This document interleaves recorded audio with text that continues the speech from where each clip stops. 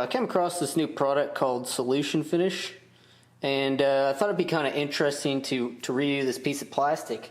This actually comes off of a Jeep TJ, and I just changed the bumpers out on it, and this goes right between the bumper and the grill.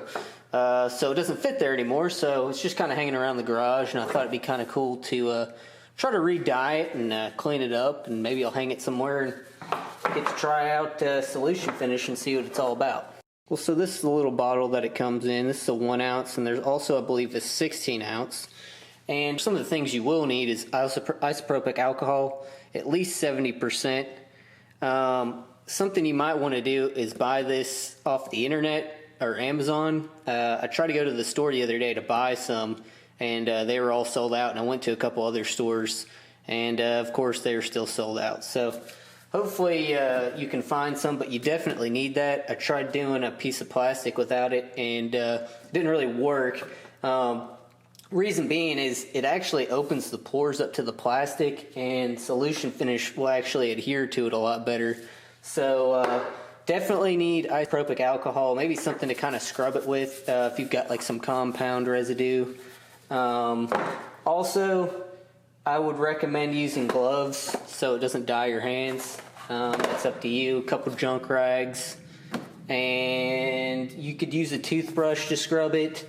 I've seen a couple people do it different ways, but I think I'm just going to kind of wipe it off with the alcohol and then just kind of go for it. So before you start applying it, you're going to want to shake the bottle vigorously. It's got a little shaker in it, and you can go ahead and apply it to your sponge. You could take a wax pad, foam wax pad, and cut it into little triangles. Maybe you're doing like trim on a truck or something like that, and you need to, get the edges without getting it on the paint. All right, so before we start, I'm just going to kind of wipe it down with some diluted down degreaser I use for interiors and stuff, and just kind of clean the back out. It's pretty dirty.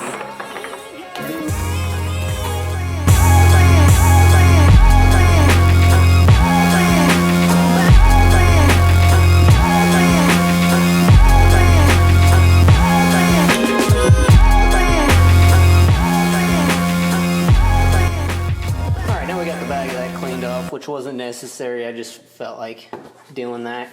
Alright, so now we'll take our junk rag, and we're going to go ahead and grab some alcohol. Get a little to the rag. We got a little right there. And just kind of rub that in.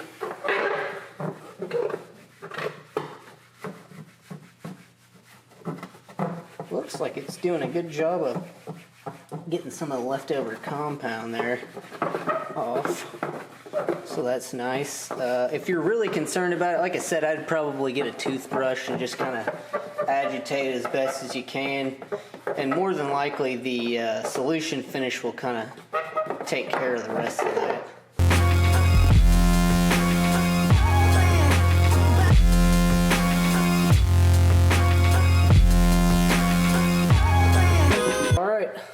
Now prepped.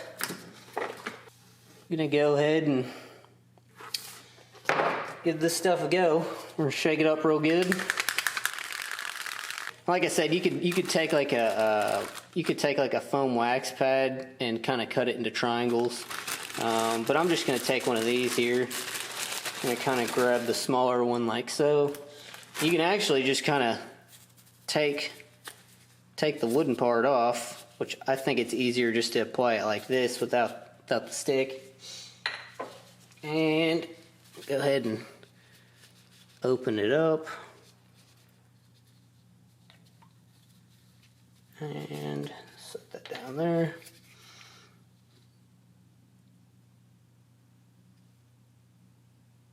And a little goes a long way, so you don't want to do too much. Just did a little bit there. Start right here at this edge.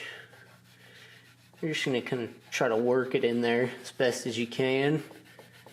Now, as you can see, little goes a long ways. I probably did just like a pea-sized drop, maybe just a little bit bigger. And you just kind of work it in there and maybe level it some points. Get those edges real good. Like I said, just to occasionally go back and wherever you see a high spot and kind of level that out.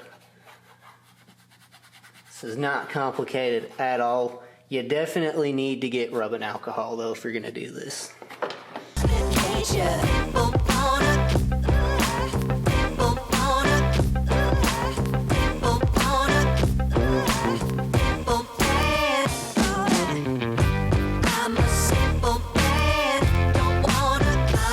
You can see that's what we've done so far. That's still what we have left, but definitely a significant difference. Hardest part's been right here, or the letters. It's just kind of getting in those little areas. It just kind of takes a little bit more time, but I'm definitely very impressed. So we're gonna go ahead and keep finishing this up.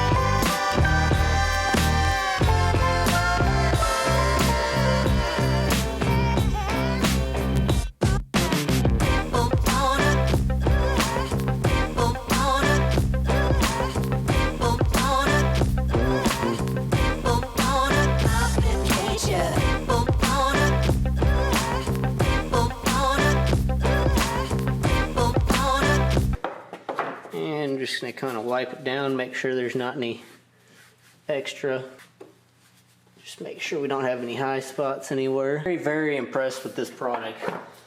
You can find this on Amazon, and I'll be sure to put a couple links up so you can find it. 70% alcohol gloves. These brushes at Walmart, $5 or $10. An ounce has lasted me for a couple jobs now, so it's been good. And as you can see there, I'm dragging my finger across it, and nothing's coming off. So that's really cool. Well, anyways, if you think this is something you're interested in, definitely go check it out. And I'll put the link to the Amazon and the actual website of Solution Finish. But yeah, like I said, you probably, if you're gonna buy off Amazon, go ahead and get the alcohol off there too, unless you already have rubbing alcohol or you know your store has it. Like I said, with all this stuff going on, it's been kind of hard to find rubbing alcohol.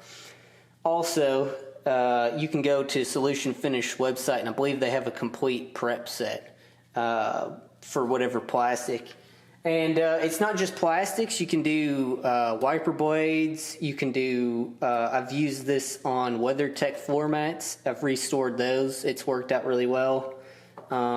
Just the biggest thing is the rubbing alcohol. That makes the world of difference. It will not adhere correctly if you don't do that. So anyways, I hope this has helped you. If you need to restore any black trims, maybe you got an old Jeep or Xterra or Avalanche with all that plastic trim and molding, this is definitely a good product to get. Even if you have to apply this a couple times a year, it's definitely worth it. So anyways, thanks for watching, and hope maybe this will help you if you're trying to look to restoring some black trim or whatever you got going on. Well, anyways, take it easy.